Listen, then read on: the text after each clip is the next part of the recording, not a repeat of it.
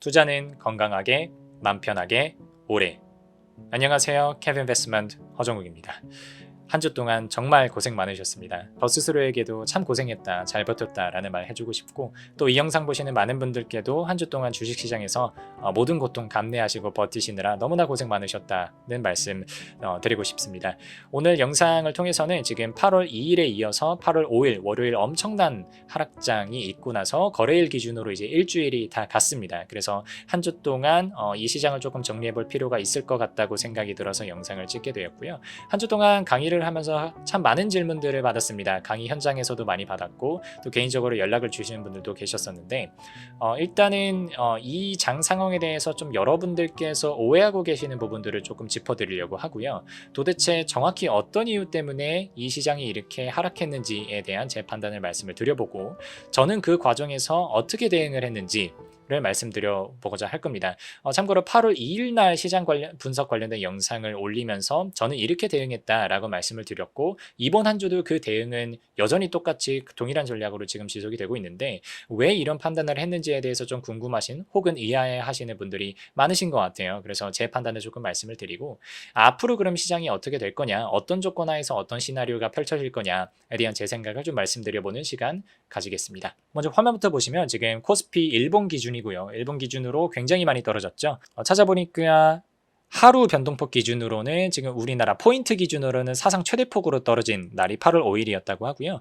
코스피하고 코스닥 양시장에서 사이드카랑 서킷 브레이커가 둘 다 발동됐었던 거는 저는 코로나 때 3월 정도였을 거예요. 그때 이후를 처음 봅니다. 그래서 굉장히 급격하게 정말 이례적으로 시장이 움직였다는 것을 여러분들이 이해하셔야 될 것 같아요. 코스피 기준으로는 일본 기준으로 121선 을 그래도 잘 유지해주면서 올라오고 있었던 수개월간의 그 트렌드가 8월 2일 하락 그리고 8월 5일 폭락과 함께 완전히 깨져 있는 그런 모습입니다. 코스닥 같은 경우도 뭐 사실 최근 들어서 상황이 그렇게 좋지 않았죠. 장 차원에서 2차전지 그리고 바이오가 조금 좋은 흐름을 보여주지는 못하는 바람에 특히 2차전지가 좋은 흐름을 못 보였죠.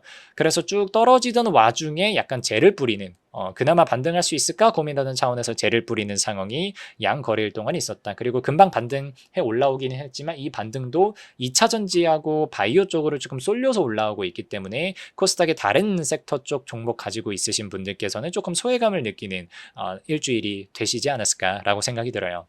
첫 번째로 이제 여러분들께서 많이 하시는 오해를 정리해 보겠습니다. 제가 제일 처음 받았었던 질문이 이스라엘하고 이란하고 전쟁을 하게 돼서 이렇게 패닉을 하면서 시장이 깜짝 놀랐었던 거 아니냐라고 질문을 정말 많이 주셨었는데 저는 단언컨대 중동적 전쟁 이슈는 아니었다고 생각을 합니다. 물론 제가 중동에서 전쟁이 일어나지 않을 거라고 생각을 하는 건 아니고 그거는 뭐 정치 외교적인 거니까. 근데 그 패닉 혹은 그 불안감 때문에 시장이 이 정도로 발작했다고는 생각을 하지 않아요. 왜 그러냐면 중동에서 뭔가 이슈가 있었다 그러면은 원유 가격이 바로 튀어 올랐어야 됩니다.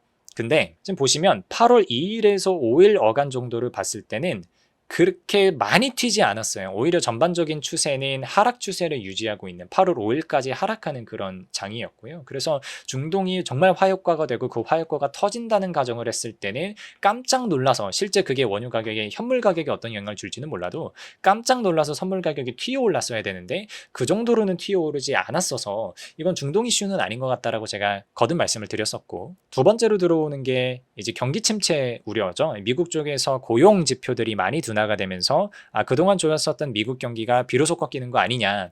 그래서 빅테크 위주로 조금 하락이 많이 나왔고 그 빅테크에다가 납품을 하는 우리나라 반도체를 위시한 수많은 섹터들이 다 떨어졌던 거 아니냐라고 보실 수 있는데, 이 측면은 일부 동의를 합니다. 미국 쪽에 경기 침체를 우려가 있는 것은 일부 동의를 하지만 8월 5일 날 양시장 합쳐서 10% 정도 하락에 해당하는 그 엄청난 마이너스 이펙트를 이끌어냈던 이슈까지는 아니라고 생각을 해요. 왜 그런지를 말씀을 드려보면, 먼저 8월 1일 날 경제지표가 그렇게 좋게 나오지는 않았죠. 실업수당 청구 건수가 그렇게 좋게 나오지 않았고, ISM에서 발표하는 제조업 관련된 지표들도 특히 제조업 고용지수가 많이 떨어졌었죠. 이렇게 떨어지고, 그 다음에 8월 2일 날 나왔었던 경제지표 같은 경우도 시간당 임금이 떨어지거나 아니면 실업률도 예상치보다 조금 높게 나오는 등 여러 가지로 고용 쪽에서 뭔가가 둔화가 되고 있다라는 느낌을 시장에다가 많이 줬었죠. 그래서 이걸로 인해서 시장이 악영향을 받는다 정도까지는 저는 이해를 합니다. 하지만 저는 이게 하루에 한날에 코스피 코스닥 시장을 10% 가까이 떨어뜨리는 그런 요인이냐라고 생각하면 저는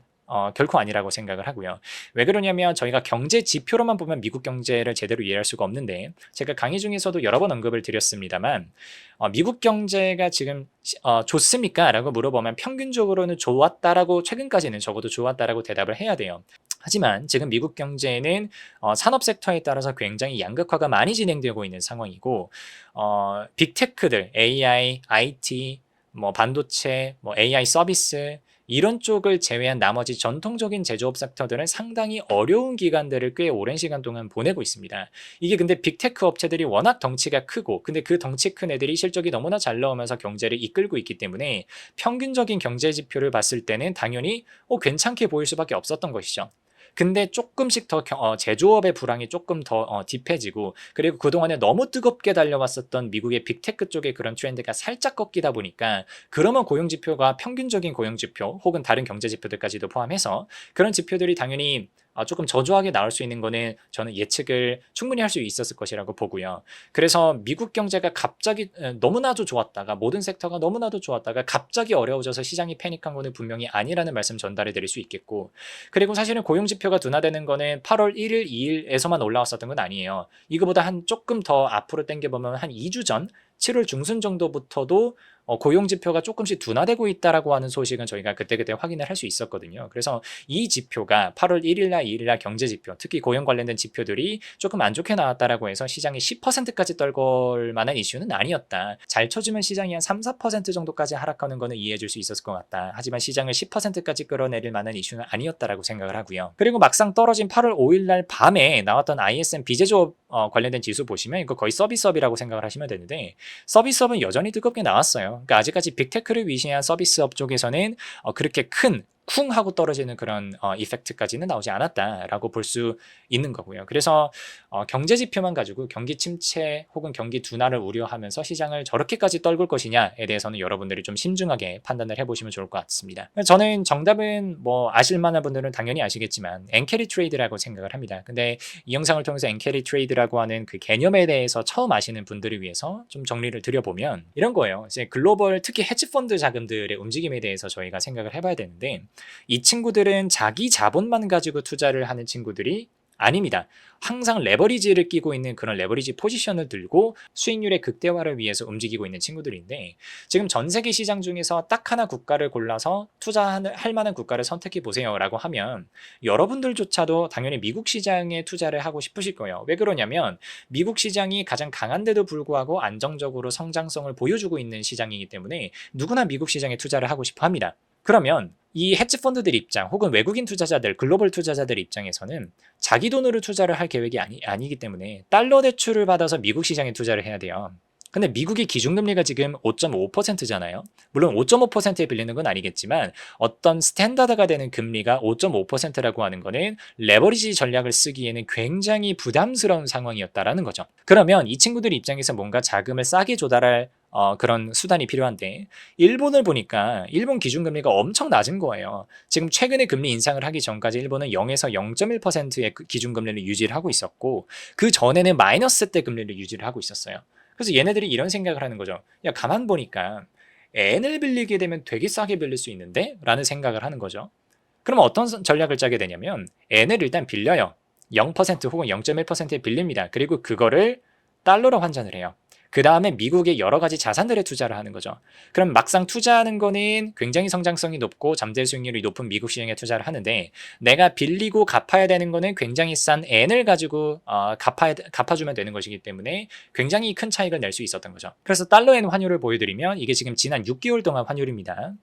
보시면 달러 N이 굉장히 많이 올라갔어요. 이게 올라간 만큼 엔화가 약해졌다라고 하는 얘기고 가장 피크로 치면은 161엔 정도 됐었을 거예요. 달러당 161엔 정도까지 도달을 했었고 이 모든 과정에서 엔캐리 트레이드 자금이 계속해서 커져왔었던 거예요.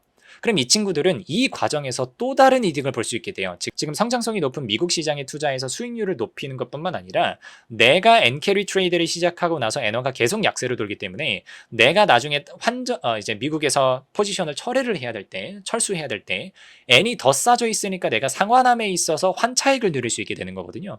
근데 이게 지속된 N 약세가 이루어지다 보니까 굉장히 헤지펀드 매니저들 그리고 글로벌 투자자들 입장에서는 너무나 편안하게 이런 투자 전략을 집행할 수 있었다는 거죠. 하지만 일본 중앙은행이 지금 추정키로는 한 2차례 정도의 개입이 있었던 것으로 보여요. 첫 번째가 요 구간이었고요. 두 번째 개입이 요 구간이었는데 세 번째가 이 구간에서 일본 중앙은행의 명시적인 개입이 딱히 있었던 것 같지 않은데도 불구하고 시장이 자발적으로 N 강세로 돌아섰던 과정이었고 이 과정 속에서 미국 시장도 정말 박살이 나고 우리나라 한국 시장도 8월 2일, 8월 5일 양일에 거쳐서 박살이 났었던 그런 상황이거든요. 그러면 N 약세가 계속해서 지속되면서 N 캐리 트레이드를 하는 자금들에게는 굉장히 편안한 국면이었다가 이게 왜 갑자기 급격한 N 강세로 전환됐는지를 말씀을 드려볼게요. 먼저 첫 번째 이슈로는 일본이 기준금리를 0.25%로 인상했다는 데 있습니다.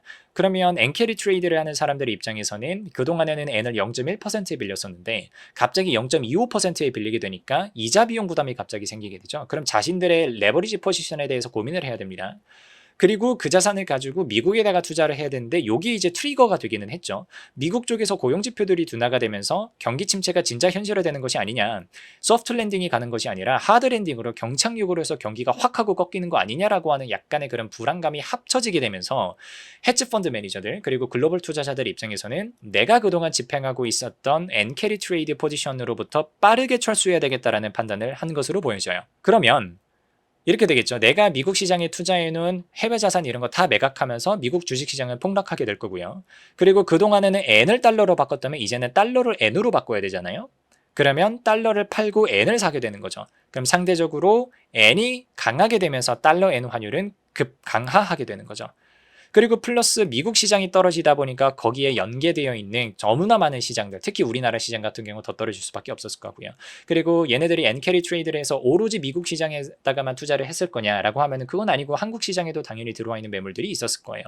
그렇게 볼 수 있는 근거 중에 하나가 같은 날 일본 주식시장도 떨어졌고요. 대만 주식시장도 엄청나게 떨어졌거든요. 그러니까 우리나라 주식시장만 떨어지지 않았다는 차원에서는 N캐리 트레이드 자금이 꼭 미국에만 있지는 않았었을 거다라는 추정을 해볼 수가 있는 거고, 플러스 여기서 이제 그 하락폭을 증폭시킨 범인이 하나 있습니다.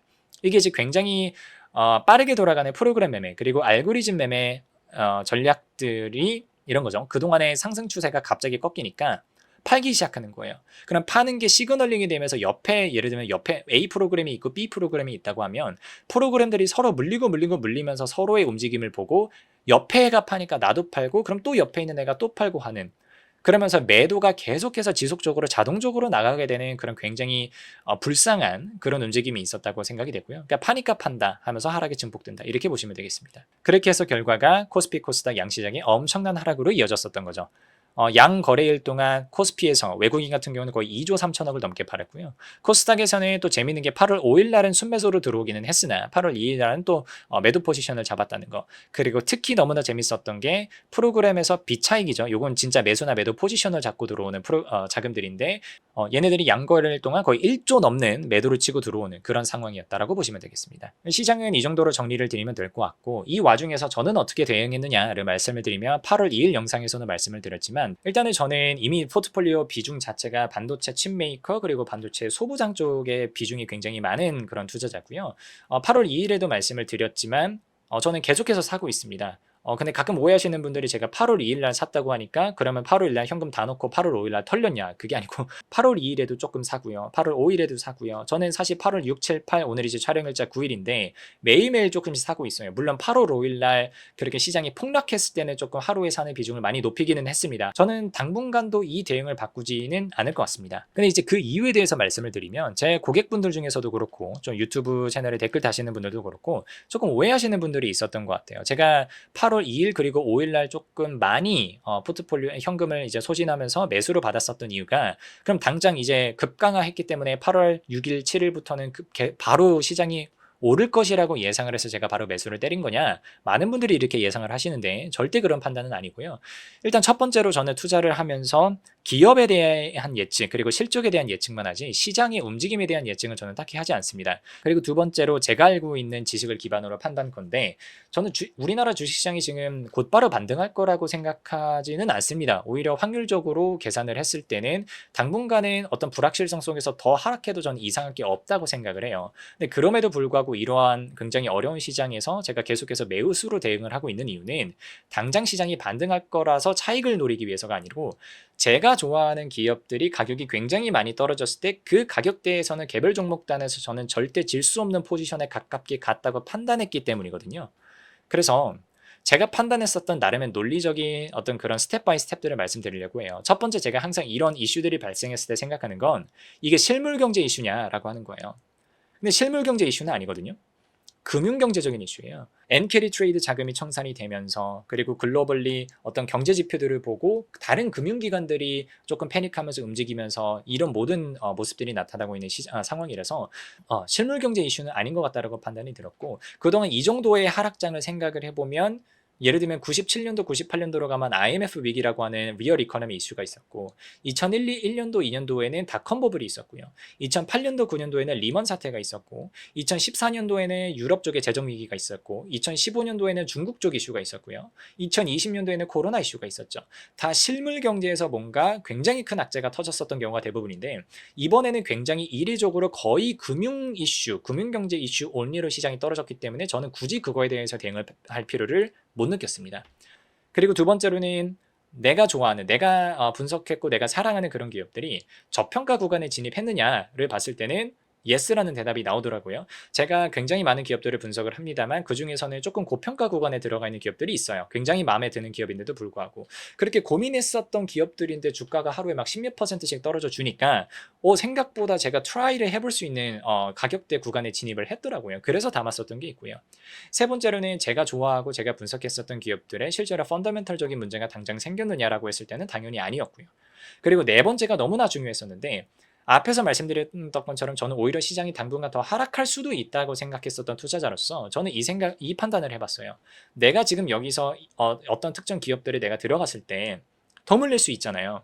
근데 더 물려도 내 마음이 괜찮을 만한 그런 기업들인가? 내가 그 기업들의 성장세를 내가 믿고 따라갈 수 있는가에 대한 질문을 던졌을 때 예스가 나온 기업들에 대해서 상당한 추매를 들어갔었다는 말씀 드릴 수 있겠습니다. 그래서 앞으로 시장이 어떻게 될 거냐라고 제 개인적인 예측을 드려보면, 일단 첫 번째로는 제 예측은 당연히 틀릴 것이기 때문에 여러분들께서 절대 여러분들의 포트폴리오에 제 예측을 적용하시지는 않으셨으면 좋겠고요. 그냥 제가 이해하고 있는 그런 경제 흐름에 대해서 말씀을 드리면, 첫 번째로는 저는 달러 엔이 조금 제자리를 찾아와야 될 거라고 생각을 합니다. 지금 8월 5일날 급격하게 떨어졌다가 다시 엔 약세로 싹 돌아가 있는 모습인데, 이게 지금 충분한 정도의 엔 약세냐, 그러니까 너무 급하게 떨어졌었기 때문에 충분한 정도의 반등이냐라고 보기는 어려울 것 같고, 최소한 한 150엔 정도 선까지는 되돌아갔을 때 시장이 조금 불확실성에 대한 어떤 그런 감정적인 반응들을 온전히 볼 수 있지 않을까라고 생각을 하고요. 근데 또 어제 나왔었던 기사를 보시면 엔캐리 트레이드가 정말 수천조 혹은 어떤 예상하시는 분들은 경단위에 그런 엔캐리 트레이드 자금들이 있었다고 예측들을 하시던데, JP모건에서 엔캐리 트레이드 자금 규모의 75% 정도가 청산이 됐다라고 이야기를 하니까 일단은 너무나 컸었던 이 헤일과도 같은 파도는 조금 지나갔을 거다라고 예상이 들면서도, 저는 오히려 최근 외국인들의 움직임이, 그러니까 8월 5일의 움직임이 아니고요, 최근 5일 동안의 움직임이 저희는 오히려 신경이 쓰입니다. 지금 외국인들이 8월 5일 이후에 화수목금 다 외국인들이 매도를 치고 있고요. 코스닥에서도 사실은 그렇게 충분한 순매수가 들어오고 있다고 보기는 어려운 것 같아요. 프로그램 비차익 쪽에서도 매도가 나오고 있는 것도 감안을 해줘야 되고요. 특히 파생 쪽에서, 선물 옵션 쪽에서도 보시면 외국인들은 계속해서 선물을 매도 포지션을 잡고 있습니다. 그리고 뭐 콜옵션이랑 풋옵션은 여러 가지 해칭 전략들이 들어가니까 일괄적으로 표현을 드릴 수는 없겠지만, 적어도 선물 쪽에서는 일관적으로 8월 5일 순매수 이후에 계속해서 선물을 매도 포지션을 잡고 있다는 점에서는 외국인들이 여전히 불확실성 속에서 한국 시장에 대한 그런 확신 없이 이거 들어갈까 말까 하면서 약간 계속 짤짤이 정도만 치고 있는, 하지만 전반적인 스탠스는 그렇게 긍정적이지 않은 이유가 한국 경제 자체에 어떤 큰 문제가 있어서라기보다는 자기네 본국 미국 쪽에서의 문제가 좀 심각하다 보니까 아직까지는 사리고 있는 건 아니겠느냐라고 저는 판단을 하고 있어서, 당분간은 시장이 조금 시원한 반등세를 보여주기가 어렵지 않겠느냐. 그리고 최근에 화수목금 이제 분단위로 이제 시장의 움직임을 보신 분들은 아시겠지만, 오전 정도까지는 굉장히 뜨거운 반응을 보이다가 오후 들어가면서 갑자기 저조한 모습을 보여줘서 오전 쪽에서의 상승분을 다 반납하는 날들이 되게 많았어요. 그것도 감안하면 시장의 힘이 아직 온전히 돌아오지 않았다. 안타깝게도 우리나라는 외국인들의 수급에 의해서 움직이는 시장이기 때문에 조금 기다려야 되지 않을까라는 생각을 합니다. 그러면은 이런 예측에도 불구하고 앞으로 저는 어떻게 할 거냐라고 말씀을 드리면 저는 여전히 동일한 전략을 가지고 움직이겠습니다. 물론 예를 들면은 날마다 제가 조금 더 매수를 많이 들어가는 종목이나 산업 섹터들은 조금씩 달라지겠지만 저는 제가 분석해 놓은 기업들에 대해서는 충분히 저평가 구간으로 떨어지고 가격적인 메리트가 굉장히 저로 하여금 마음을 편하게 해주거든요. 제가 해둔 모든 밸류에이션 자료에 근거했을 때. 그래서 저는 계속해서 조금씩 남아있는 현금들 그리고 그동안 마련했었던 사실 상반기에 현금화를 꽤 많이 해놨었거든요. 그래서 그 현금들을 조금 털어가는 과정으로 저는 쓸 것 같고 간혹 이런 질문을 주시는 분들이 계세요. 이게 너무 마음 편하게 지금 대응을 하는 거 아니냐라고 말씀들을 하시는데 저는 이렇게 생각을 합니다. 우리가 금융경제 차원에서 일어나는 특히 글로벌 금융기관들의 어떤 움직임을 우리가 일일이 파악할 수 있다면 얼마나 좋겠습니까? 그럼 참 해석할 거리도 많고 그들보다 더 앞서서 대응하고 이런 전략들도 가능할 거예요. 하지만 너무나 안타깝게도 그들의 움직임을 우리가 절대 먼저 파악할 수가 없습니다. 그래서 저는 개인적으로는 이건 그저 제 가치관입니다만 금융경제 온리의 이슈에 대해서는 개인 투자자들은 그렇게 크게 너무 힘들게 신경 쓰시지는 않으셨으면 좋겠어요. 어차피 대응이 안 되는 상황이거든요. 오히려 저는 거꾸로 어떻게 생각하냐면 그럴 때일수록 이거는 한국 주식이든 미국 주식이든 가리지 않고 내가 그 기업의 성장성을 믿을 수 있느냐, 그 기업의 적당한 가격대가 어느 정도인지 계산할 수 있느냐, 그랬을 때 기업의 그냥 가격대가 움직이는 것을 보고 그 기업의 성장성을 믿고 물론 주주 환원이 따라와 줘야 되겠지만 따라와 준다는 전제 하에서는 내가 좋아하고 내가 이 기업은 진짜 같이 오래 가도 될 것 같다라고 하는 생각되는 기업들에 대해서는 물리더라도 마음 편할 수 있는 기업 고르시는 게 중요하지 않을까. 그리고 물렸을 때 내가 문제가 되는 상황이 되면 안 되겠죠. 예컨대 제가 항상 강조드린 거 절대 레버리지 쓰지 말라고 절대 돈 빌려서 남의 돈으로 투자하지 말라고 말씀드리잖아요. 남의 돈으로 투자를 하게 되면 주가가 떨어졌을 때 내가 그거에 바로 대응하지 않으면 안 되는 문제 상황이 생기죠. 근데 내 돈으로 투자를 했을 때는 절대 그런 문제가 생기지 않습니다. 그래서 여러분들께서 조금 수익률을 극대화하고자 하는 목적으로 그런 레버리지 같은 거 그리고 레버리지 ETF 같은 것들도 포함이에요. 그런 거 이렇게 조금 조심하셨으면 좋겠다는 말씀 덧붙여 드리면서요. 이번 주 시장에서 여러분들이 너무 투자에 학을 떼지는 않았으면 좋겠다는 말씀 드립니다. 이게 너무 다시 한번 말씀드리지만 너무나 이례적인 상황이기 때문에 이런 상황은 또 그렇게 자주 발생하지는 않을 거예요. 그리고 다시 한번 강조드리지만 여러분들이 어떤 종목을 선택했느냐에 따라서 이런 상황이 발생했음에도 불구하고 굉장히 마음 편하게 투자를 할 수 있다는 점 강조드리면서 오늘 영상은 여기서 마치겠습니다. 감사합니다.